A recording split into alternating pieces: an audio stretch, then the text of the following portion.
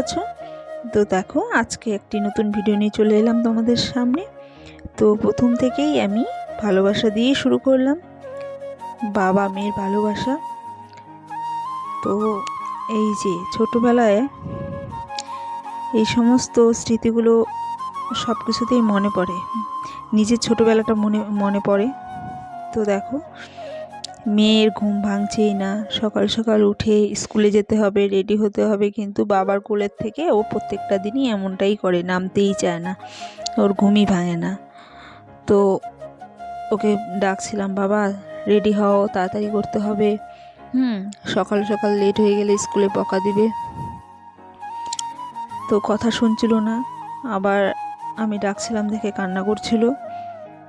মেয়ের দাঁতটা দেখো ভেঙেই গেছে, অল্প একটু লেগে আছে, তবুও ভাঙতে দিচ্ছে না। তো দেখো কি কুয়াশা ওয়েদার। তো সকাল সকাল মেয়ে ঘুম থেকে উঠে গেছে, বাসি কাজ সমস্ত পড়ে রয়েছে। তো বিছানা গোছাবো, মেয়েকে আগে রেডি করে স্কুলে পাঠাবো, তারপরে এই সমস্ত কাজ ধরবো। এখন এই সমস্ত কাজ করলে মেয়ের স্কুলে লেট হয়ে যাবে। আগে মেয়েকে স্কুলে পাঠিয়ে দিলাম, তারপর সমস্ত কাজকর্ম সেরে রান্নাঘরে ঢুকে গেছিলাম। তো এখানে ছিল মাছ, বেগুন আর সর্ষা। এটা আমি সর্ষা দিয়ে বেগুন দিয়ে করব। তো দেখো এখানে কড়াই গরম হয়ে গেছে, তেল দিয়ে দিয়েছিলাম, বেগুনটাও ভাজা হয়ে গেছে। এবার মাছটা হালকা ভাজা ছিল, আর একটু ভেজে নিলাম। দেখো মাছের প্রচণ্ড তেল, শীতের দিনে না গুঁড়ো মাছে প্রচণ্ড তেল বের হয়।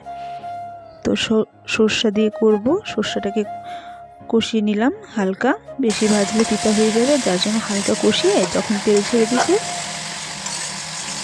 তারপরে জল দিয়ে দিয়েছিলাম।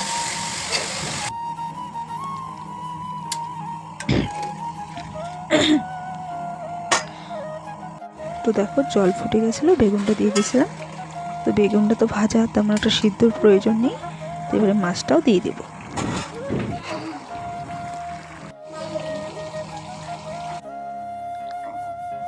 মাছ দিয়ে দিয়েছিলাম, হালকা একটু ফুটিয়ে তারপরে ধনেপাতা ছড়িয়ে দিয়েছিলাম।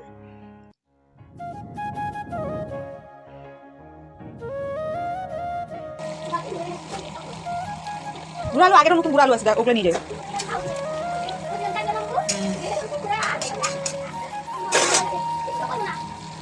তো বন্ধুরা, আমার মাছের সবজি কমপ্লিট।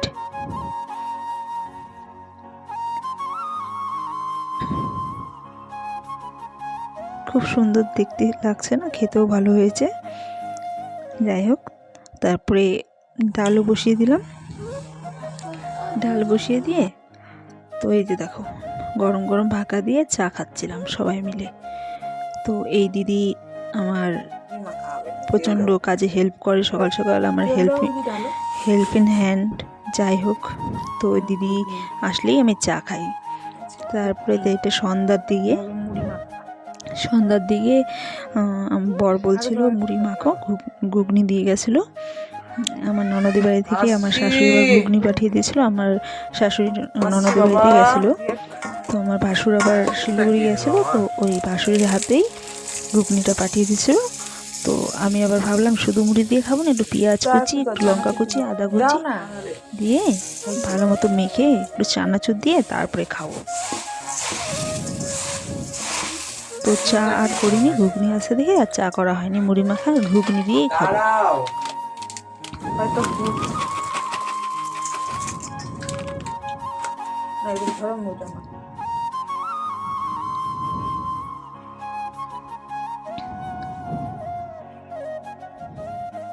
তো মুড়ি মাখা হচ্ছে এখানে।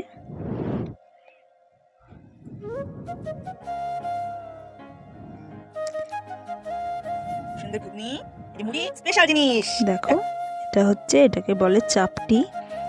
তো এটা পাশের বাড়ি এক দিদি আছে, ওই দিদি আবার তার মেয়েকে দিয়ে পাঠিয়েছিল, ওরা ভেজেছিল, তো আমাদেরকে একটা দিয়ে গেছিলো। তো তখনই আমরাও খাবো। তো ভালোই হলো, সন্ধ্যার দিকে ওই চাপড়িটা দিয়ে গেল। চাপড়িটা খুব সুন্দর, দেখতেও সুন্দর, খেতেও ভালো হয়েছিল। যাই হোক, খাওয়া দাওয়ার পরে মেয়েকে পড়তে বসিয়েছিলাম আর কি।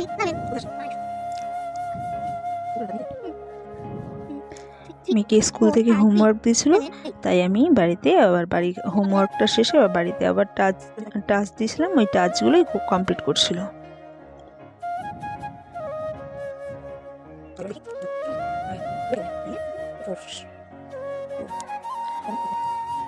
তো তারপরে লেখা কমপ্লিট হয়ে গেছে, আমি খাতা দেখছিলাম, রাইট দিচ্ছিলাম, কারণ বাচ্চারা কি এই সমস্ত তো আমাদের একটা সময় গেছে, তো জানি রাইট জিনিসটা দিলে না খুব উৎসাহিত হয়, যার জন্য রাইট চিহ্ন দিলে ও আবার লিখতে চাবে। তো যাই হোক, সব কটাই ভালোই লিখেছে, শুধু একটা ভুল করেছে, তো ওটাকে আবার ঠিক করতে বললাম।